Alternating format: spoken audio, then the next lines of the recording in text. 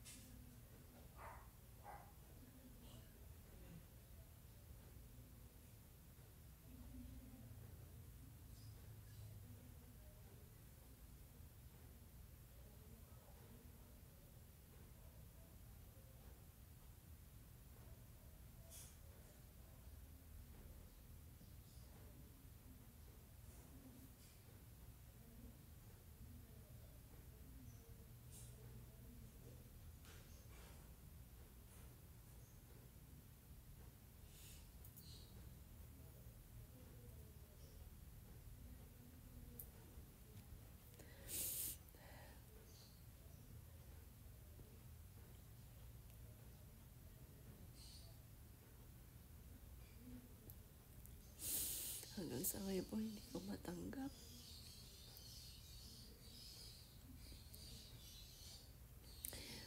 May nag-message po sa akin, sabi po niya, alam mo Miss Apple, 1 year nang wala yung tatay ko, pero sobrang sakit. Sabi ko, alam niyo po ma'am, 7 months na pong wala yung anak ko. Pero araw-araw ang sakit. Hindi ko talaga matanggap. Okay po sana kung halimbawa may sakit po siyang malubha, yung banti po na alam ko na doon sa hantong yung kalagayan po niya para maaaring matanggap ko pa eh. Pero isang biglaan, wala akong nalalaman. Tapos biglang ganun. Talagang hindi ko napagandaan. Sobrang sakit. Sobrang sakit ang aking nararanasan. Sobrang sakit. Tapos makita ko pa sa bag po niya, sinikreto po niya. Hindi niya sinabi sa akin. Yung resulta, ayaw pa nga niya po magpa-check up eh. Kung hindi ko po sinabi sa kanya na, anak, magpa-check up ka. Sige, isama mo yung boyfriend mo.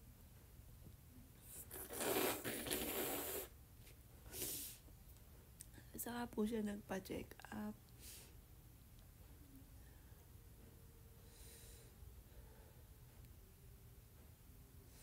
Pero yung resulta, sabi niya lagi, sipon lang, hindi makalabas na sipon. Masakit daw po yung puso niya, may dalaw daw po siya.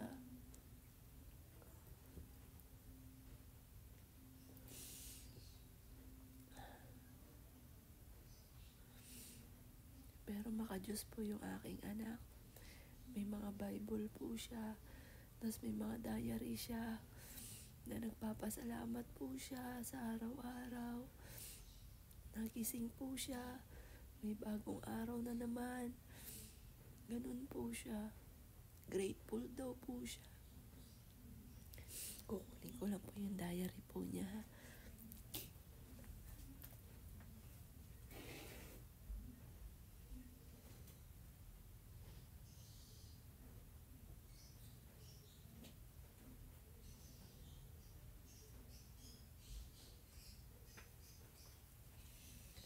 Ito po, yung mga nakita ko sa kanyang mga aparador. Pero hindi pa rin ako tapos.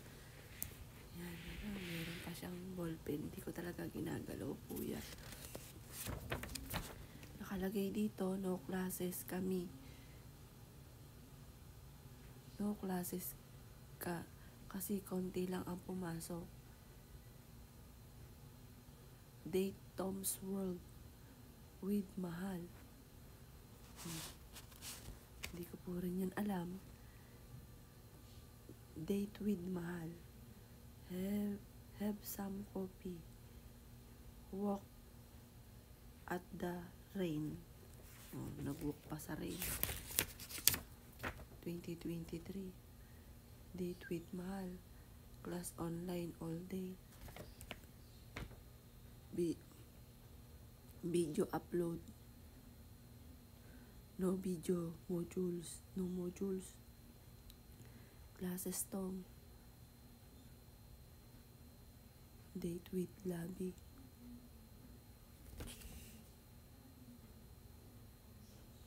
Morning class review. OP date.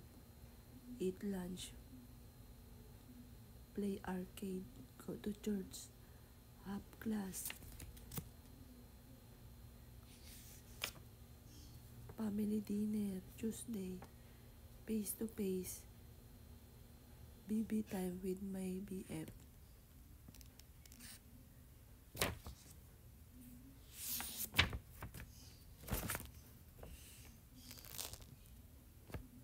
April 5, upload a video, title with content.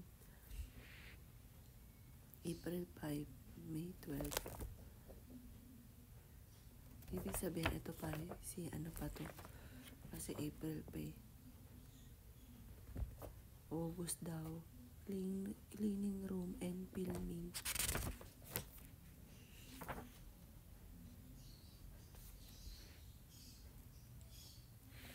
Mahilig siyang magsulat ng mga diary. Yan, lahat to, diary po niya. This week, I love my month, this month. We end. Love May, August 2021.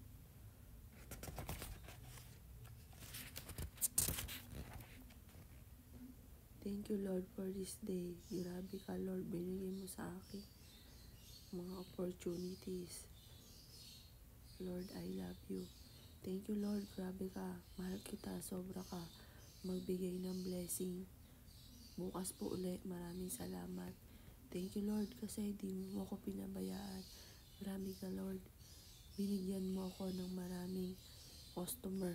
Kasi nga po, nagbebenta. Parang ako lang din po to. Nagla-live selling din po siya. Yan. Today I'm grateful because I'm finished at orders for today. I hope Lord give me more client for my order. Please, thank you Lord. Today, thank you Lord because I hope my parents will agree to my wants and please Lord, I love you. I love you so much. I'm grateful. Thank you Lord. Today, thank you Lord kasi di mo ko binibigyan mo ko ng maraming customer. Grabe ka. Thank you po. I love you so much. Ayun nga po, ganun siya pasasalamat. Yan yung kadami po. Yung kanyang diary na ito na lang, parang pagka binabasa ko, ito na lang yung alaala ng aking anak na iibsan yung kalungkutan ko kapag binabasa ko itong mga nakasulat dito. Yung mga may nakaipit na ballpen, hindi ko siya talaga tinatanggal kasi yun na nga lang yung alaala ng aking anak.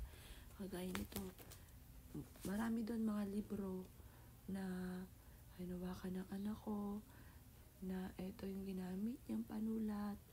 Yan, hindi ko siya tinatanggal po dyan.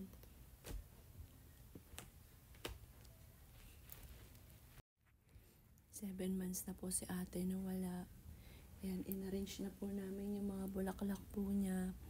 Mamaya po, aalay naman namin siya ng pagkain, yung mga favorite niya. Pero syempre, binigyan ko siya ng chocolate po dyan. Yan po ang alam ko, isa sa mga favorite po niya. At yung mga matatamis na mga pagkain niya, ng mga favorite po niyan. Natatandaan ko dati, sabi ko, anak, kasi matigas din po nga yung ulo ko. Sabi ko, anak, ang sarap nitong nakain kong Hershey, may almonds, ang sarap. Sabi niya, mami, diyan nga sumakit yung lalamunan ko eh. Si Kunyik, nakapakumain sa akin. Oh, mami, isang plastic na ako niyan. Hanggang ngayon mga boss, hindi ko dinidelete sa conversation namin po yun. yun pong chocolate, yung hinawakan niya pa ng ganyan. Sabi niya, sumakit daw niya nga po yung lalamunan niya po doon. Kaya sabi ko, anak ko talaga hindi papahuli pagdating sa matamis. Naano pa ako sa kanya, parang, anak, ang sarap nito, kumain ka nito. Aba, yung pala nauna pa sa akin. At ang sabi nga po, doon daw sumakit ang lalamunan po niya. Pero pagdating sa usapin ng magaling to makiramdam eh. Si Justin, sabi ni Justin, mag-aaral siya na magtimpla ng kape ko. Kasi, si Jovelyn, lagi nagtitimpla ng kape ko, mga boss. Siya lagi. Pagka sa umaga, kahit nagkape na ako, nakahain na yan. Mami, o kape. Kahit di ako nagpapatimpla, mami, o kape. Salamat anak, I love you. Love you, mami. Mga ganun. Kami kasi, lumaki kasi yung mga anak ko na, hindi ako nahihiya na magsabi. Siyempre, sa magulang magsisimula yun. Hindi ako nahihiya na magsabi ng, anak, I love you. Kasi sa amin, mga nanay ko, hindi kami naman nasasabi ng gano'n. Tsaka parang, hindi kami lumaking gano'n. Tapos kami nga, hindi kami, ang tawag sa akin ng kapatid ko, Apple. Hindi rin kami lumaki na tinagtatawagan kami ng ate, kuya. Yung ate ko lang sa panganay, tinatawag namin. Pero yung lalaki naming kapatid, pangalan lang. Tapos ako, tawag lang din nila sa akin, Apple. Yan, kaya minsan nga, pagka iba yung kausap, ang tawag nila ate, pero sa akin, Apple lang. Kasi nasanay kami sa ganun.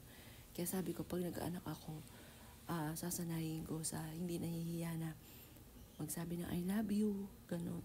Kasi sa magulang magsisimula po yun. Na kikisan mo lagi, ganun. Kasi, syempre, pag lumaki ka na parang nahihiya ka sa magulang mo. Kasi hindi ka naman nasanay ng ganun. Ayun. Sa amin, ganun. Pagka sa gabi, Mami, good night, I love you. Sasabihin na sa akin, anak, good night, I love you. Good night. Sa umaga, good morning anak, I love you. Ganun po. Nasanay kami ng ganun. Kaya, nung nawala si Jovelyn, first time naman nangyari sa pamilya namin na may nawala kaagad, ay talagang sobrang sakit, mga bossing. Yun nga pong dati-dati, humahawak naman ako, hindi man ako masailan. Pero takot ako. Pero pinipilit ko, tumitingin ako sa kasi nagwiwish ako na isama na sa hukay yung kamalasan namin, ganun. Yun po, nagwiwish ako ng ganun. Kapag titing kay Jovelyn, talagang niyakap ko, hinahalikan ko lagi yung pinakasalamin, hinahalikan ko siya. Nawala yung takot ba? Dati-dati, takot ako. Tapos yun nga po, sabi ko po sa inyo, pag po halimbawa may nagpo-post, naiinis ako, salta ako ng salta, pero daw nagko-comment. Salta ako, nakakatakot, nagpo-post pa sila ng ganito, ganun. Yan, parang inisip ko pa, scripted, ba't kailangan pang i-post, ganun. Pero alam nyo, nung nawala si Jovelyn, dun ko naisip na, kaya pala ginagawa po yun, para kahit papaano maibsan yung sakit ba. Parang yun yung way na, kahit papaano masabi mo sa iba, nasasaktan ka, yung gano'n. Yung gano'n na naranasan ko kasi dati-dati kami nagtatawanan pa ni Jovelyn. Kasama ko siya, nagtatawanan kami, anong tingnan mo nagpo-post pa, bakit ganito kailangan pa i-post? Ewan dyan, mami, parang kinukutsa pa namin. Kaya naunawaan ko yung mga basher, yung mga kung ano mga sinasabi. Kasi hindi nyo pa nararanasan. Kasi ako, hindi ko akalain sa anak ko pa mangyayari yun. Sobrang sakit. 7 months na wala yung anak ko. Hindi ako makapaniwala hanggang sa ngayon. Araw-araw namimiss ko siya, araw-araw. Tatanong ako, bakit hanggang 19 ka lang? Bakit hindi mo sinabi? Kung ano yung result sa'yo, sana nung gabing yun, ikinonfine ka na namin. Nabil natin lahat ng gamot.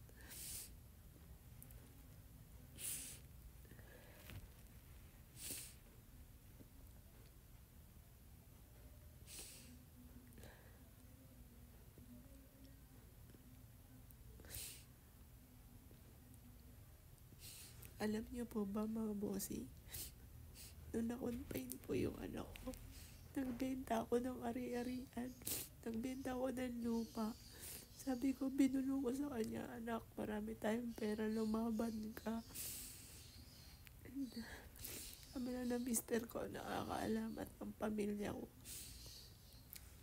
Binulong ko sa kanya, anak, may pera tayo, lumaban ka.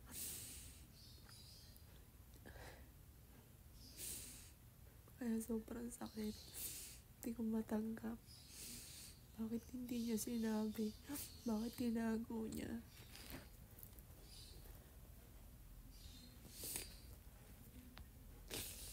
Kasi gusto ko yung, sabi ko nga po sa doktor, Dok, magbabayad po ako. Iligtas niyo po yung anak ko. Sabi po ng doktor sa akin, kahit magbayad kayo, misis, wala na tayong magagawa sa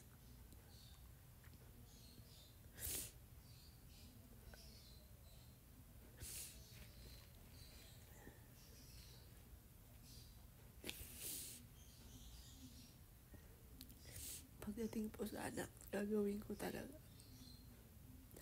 Gagawin ko lahat para sa aking anak. Kung wala nga po si Justin, hihiga na lang ako, tinatamad na akong kumilos. Pero dahil nandiyan si Justin, hindi ako pwedeng sumuko. Meron akong anak pa. Alam po yan ng mga anak ko. Kaya yan po pagka halimbawa po, nalulungkot ako, takbuhan po yan, nakayakap sa akin. Pagka naiinis ako sa mga tao na yung bang tipo na hindi ko pa inaasahan na gagano din ako, iyakap po yan. Mami, huwag kang malungkot. Nandito kami. Pero alam ko, nandyan lang si Joey. Alam niya na nagkamali siya kasi pag nagsasabi, Mami, sorry, nagkamali ako, yung mga ganun. Sorry po siya. Minsan, binubulong niya sa akin. Pag tinatanong ko, ba't di mo agad sinabi? Binubulong niya, Mami, natakot daw siya.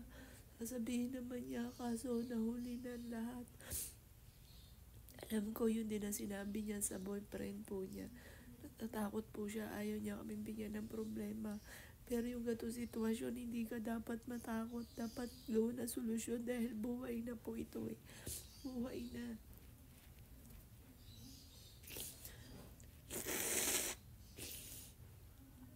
At meron kaming pampagamot para sa kanya.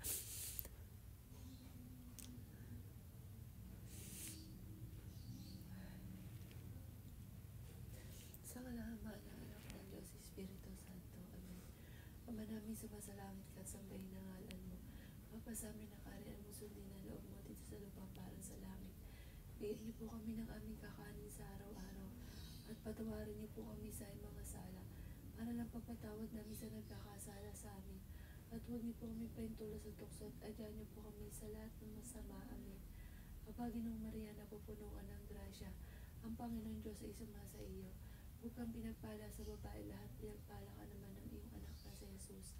Santa Maria, Ina ng Diyos, panalangin po ay makasalanan, ngayon at kung kami mamamatay. Amen. Mahal na Birhen ng Manawag, our Mother Perpetual Life, Papa Jesus, mahal na Santo Niño, kayo na po ang bahala sa akin po mga anak. Gabayan niyo po sila, at naway maging masaya po sila sa langit. Kayo na po ang bahala sa kanya. Ito pa mga bossing, nadali na namin ng papatulong ko kay Daddy. Yung relo mamaya namin ikakabit. Papalitan namin yung mga iba namin relo. Pati yung relo doon kay Jovelyn. Ito, ikabit na natin to. Tinanggal ko yung ano yun.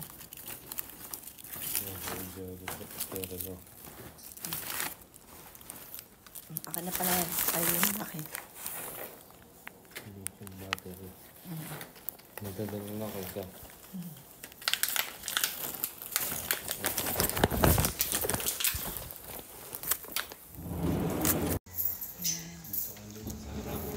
Nalakbang.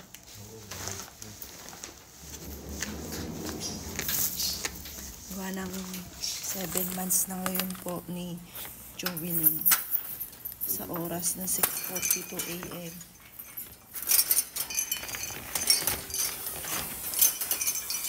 Kasi gusto yun.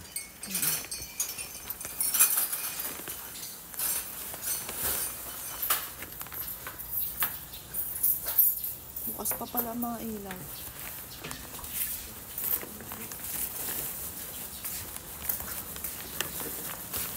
Akin na yung susi.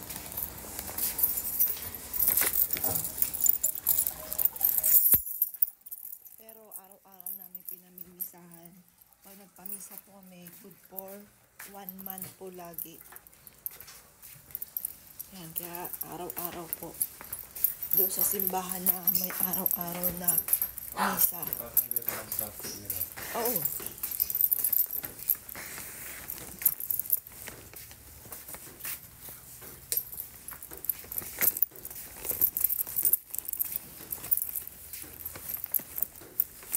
Tingnan niyo po ang ganda. Lagi ko kaya natin napapasin ba? Lagi ko tinitignan yan sa SM. Lagi ako lumilingon po doon. Eh kahapon. Nabubuhay pa si Joey. Nating hindi nito. Hindi yung binibili. Yung binibili.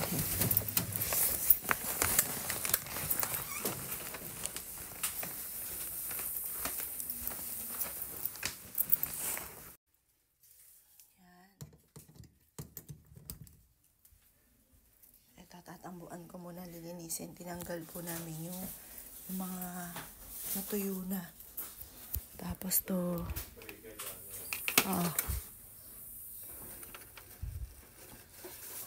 sasaksak ko lang po muna to. Ay. Tapos, mamaya bibili ako ng mga pagkain. Ate, yung mga favorite mo. Yan. Ito yung mga ilalagay ko dito. Yan, tapos dyan sunflower. Ito, ilalagay ko to doon sa taas namin. Ito po. Ito yung favorite po niya, sunflower.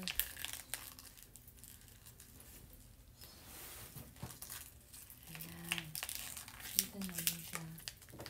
Ilalagay yung sunflower. Tama ba? No. Kasi dito namin yung malaking space.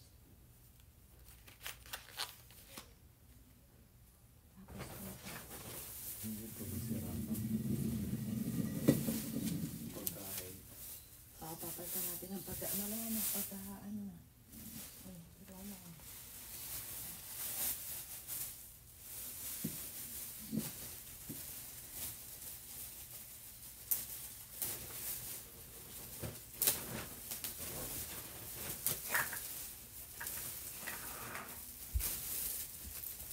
Yan, ang ganda.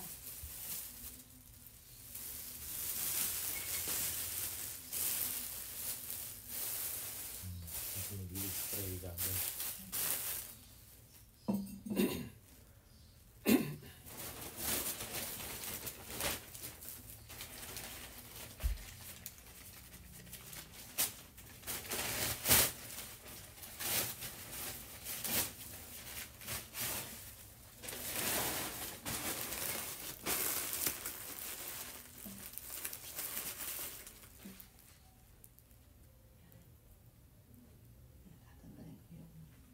Kapag dito ng sunflower. Isa. nasa flower dyan. Sige. Pati din may pagkain. Yung may cake.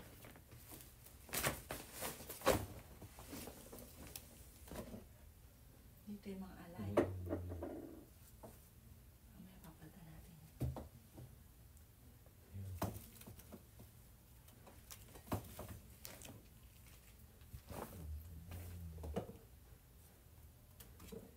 Ito na nga.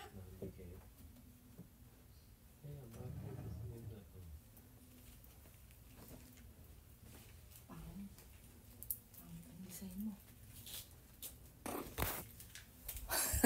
Lagi dito. Ayan, mag-wish ka sa anak mo. Nilagay Ang ganda. Mag-wish ka. Mabot naman tayo. Ang wish namin, mas maging happy ka kung saan ka man naroroon ngayon. Maging happy ka, anak. Miss ka na namin. Kahit hindi kami sanay na wala ka, wala naman kami magawa, anak. Ate, Mahal na mahal natin yan, si ganda. 7 months ka nang wala. Ito mga favorite color ni Joey din niya. Sobrang miss ka na namin. May tao ba dyan? Hindi na, oras na. Ano oras na? 6:25. Yan, ito yung lagi natin tinitignan sa SM. Kahapon ko lang binili. Ano na? 25? Oo.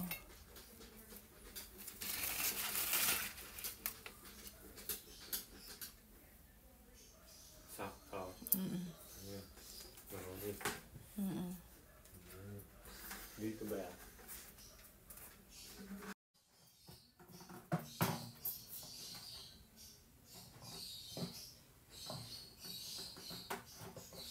Yan, tapos ilabas na yung pula.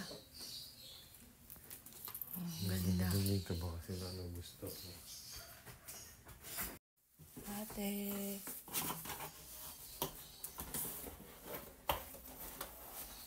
Mamaya, papalitan natin yung mga pagkain mo, ate.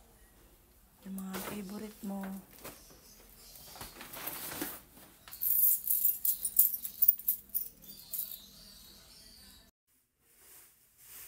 Kasing ganda mo mga bulaklak, ate. Ang gaganda. I love you. I miss you, ate. I miss you so much. Ate Koy. Tatatadin natin ang bulaklak dito. Ate. Ito yung lagi natin tinitignan sa SM. Mamaya ako kukuha ng mga pantanggal ng price. Ate, bagay na bagay sa'yo, mga pink. Ate, I love you. Ate ko. Ate ko. I miss you, I love you. Ate. I love you, ate. 7 months ka na. Wala sa piling namin.